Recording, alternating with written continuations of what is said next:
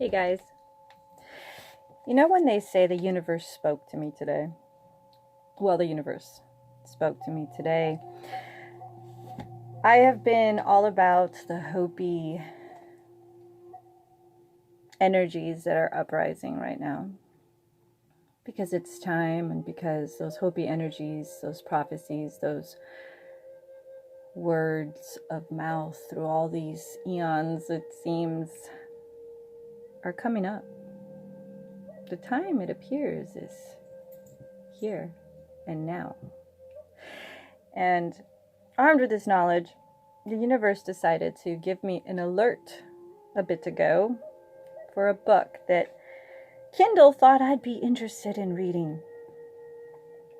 And with all this Hopi energy in my heart and my field of reference and focus in the last week and a half or so, for the last 2 years, but back in main focus in a different way in my heart and in my soul. It's a whisper, a song, it's a call that's heeding me, not in an urgent way as it did the first time, but in a come hither sort of way.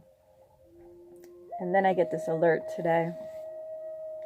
My heart expanded even more, and I said, but of course, this book. Gregg Braden, the incredible Gregg Braden, has a new book that just came out. This is what it looks like. This is what the alert was about.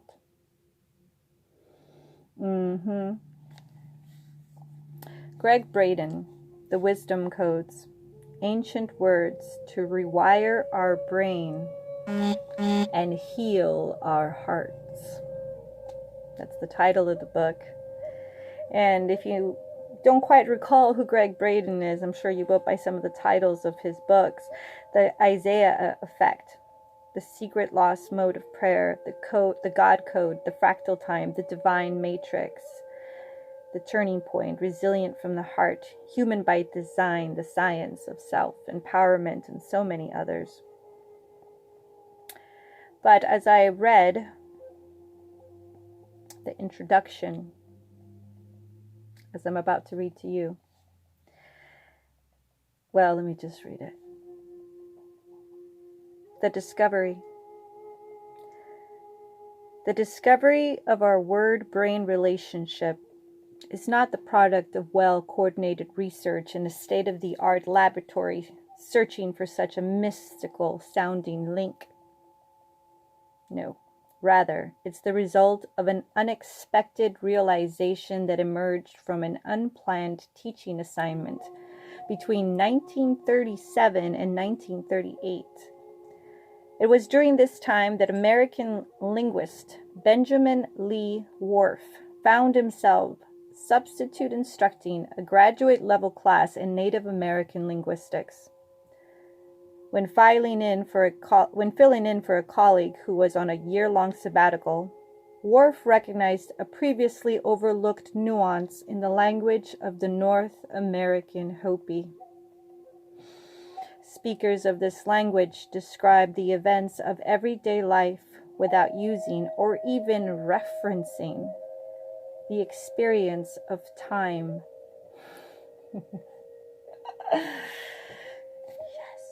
In other words, the Hopi language uses words that describe the present moment and what's happening in the moment, with no words to directly describe the past or the future. It was this paradigm-altering use of language that led Whorf to the discovery that our words influence the way our neurons connect. A discovery that shattered the scientific belief of his day and remains controversial as well as acclaimed today. Speaking the moment. The indigenous experience of seeing lightning in the sky is a perfect illustration of Whorf's discovery. When the Hopi refer to lightning, their language describes it as a verb that's occurring rather than a noun for something that exists.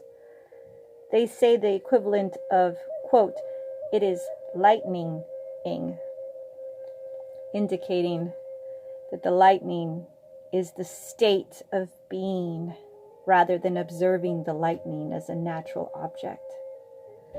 In a similar way, when considering the ocean, rather than describing a single wave as the noun, the wave or a wave, the Hopi see the wave as part of an all-inclusive system that is present, alive, and happening in the moment. Their thinking is reflected in the language that describes the experience. And they say, the wave is wavy-ing, just as lightning bolt is lightning-ing. The words of a living universe. It's these word structures that Worf belief were responsible for the harmonizing way that the Hopi think of themselves, structure their lives, and view their relationship to the cosmos.